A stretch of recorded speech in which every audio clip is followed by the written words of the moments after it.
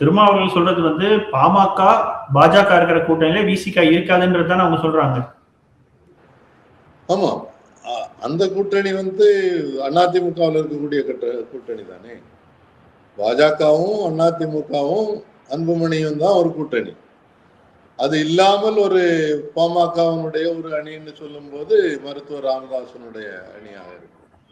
இப்போ அப்படி இருக்கும்போது இது பாஜக கூட்டணி இல்லை, அவங்க நம்ம கூட வர்றதுக்கு ரெடியாக இருக்காங்க, மெயின் ஸ்ட்ரீம்ல வந்துடுறோம்னு சொல்றாங்க அப்படின்னு சொல்லும் போது ஏற்றுக்கொள்வதற்கும் வாய்ப்பு இருக்கு. பழைய கசப்பெல்லாம் திரும்ப அவர்கள் மறந்துடுவாரா? திரும்ப அன்னைக்கு வந்து ரொம்ப மெச்சூர்டு லீடர். அவரு முன்னால வேகமாக பதில் சொல்றதுக்கும் இப்போ பொறுமையோட பதில் சொல்றதுக்கும் நிறைய வித்தியாசம் இருக்கு. அவருடைய பல்வேறு நடவடிக்கைகள் திராவிட முன்னேற்ற கழகத்தை விமர்சிக்க வேண்டும் போது விமர்சிக்கிறாரு, கோரிக்கைகள் வைக்கணும்னு வைக்கும் போது வைக்கிறாரு. பல விஷயங்களை அவர் முன்னால பகிரங்கமாக சொல்றதுக்கு பதிலாக நேரடியாக போய் ஸ்டாலினை சந்தித்து பேசுகிறார்.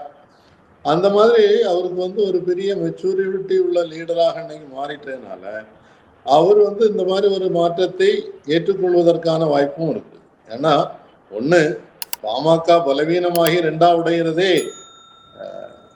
மற்றவங்களுக்கு நல்லது தானே. பாமகவுக்கு தான் அதை பாதிப்பு.